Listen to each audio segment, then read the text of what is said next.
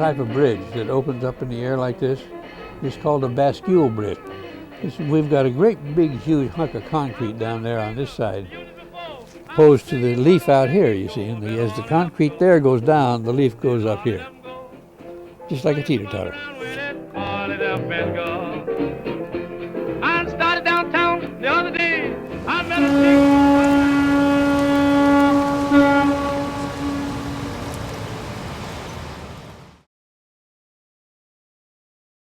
What? They have bridge operators? Oh, there's people actually up there?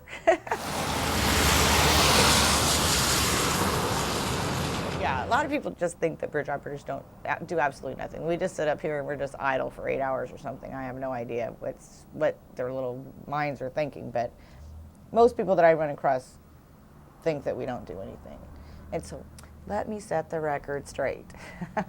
We do a lot. We actually have maintenance to do. We have lots of bookkeeping to do, and we have lots of paperwork, and we don't just sit around and do nothing all day.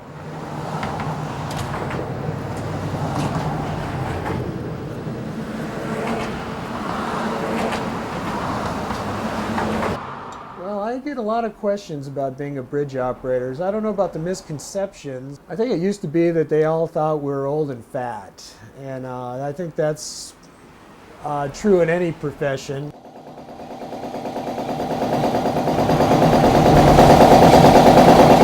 Oh, they're up there sleeping. Yeah, I think that's the biggest thing, is that they seem to think that they just sit around and do nothing but sleep and open the bridge. That's really not true.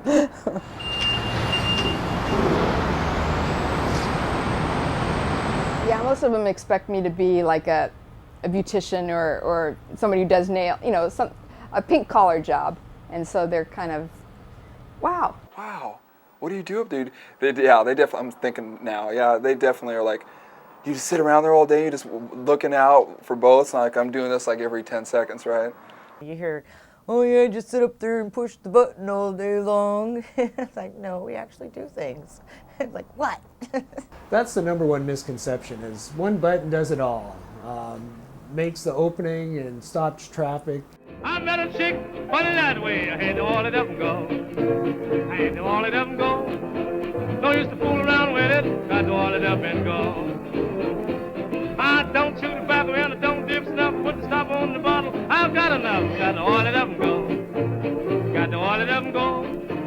Don't smoke around I was on with the Ballard it. Bridge, and the telephone rang about 3 o'clock in the morning. And I answered the phone, and I said, yeah, Ballard Bridge, and the guy said, this is a police dispatch. We have an officer chasing a stolen car out 15th West. If the guy in the car is dumb enough to go across the bridge, could you raise the bridge and stop him? And I said, yeah, sure I could. Sounds like fun.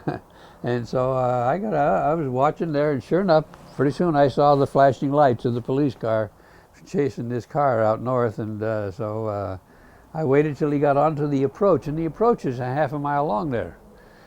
So once you get on that approach, you see you're stuck. So as soon as he was on the approach, I started the bridge up. And so he screeched to a halt, and he jumped out of his car, and he ran over and looked over the railing, and all he saw was water. So he turned around and surrendered. God, this has been a while. I've been here 10 years now, it's crazy.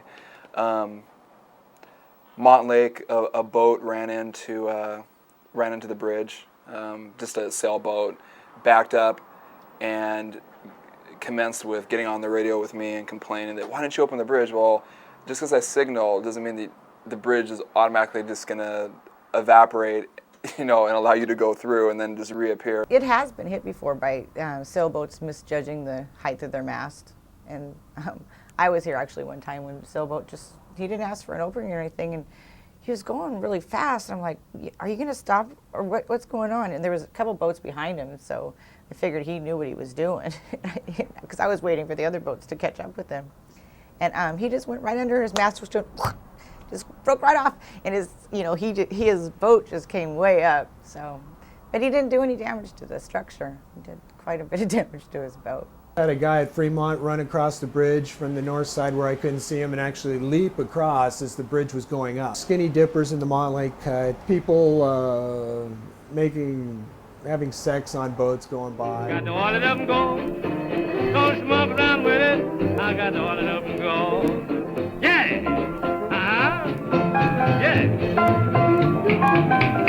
My dad was a bridge operator. He's been retired for years, so I try not, when we get together, I try not to talk about work because then that will dominate the conversation. If two bridge operators get together, it can be, you know, we complain about odd things.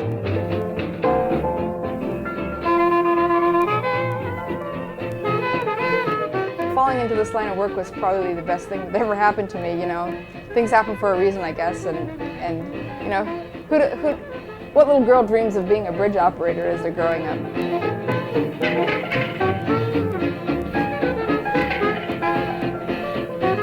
I always tell people, they always ask me how my day went at work, and I say, well, you know, it had its ups and its downs. This was Uncle Man. Can't stay long, I got a bad old man. Bottle it up and go. All it up and go. Don't just fool around with it. Ball it up and go.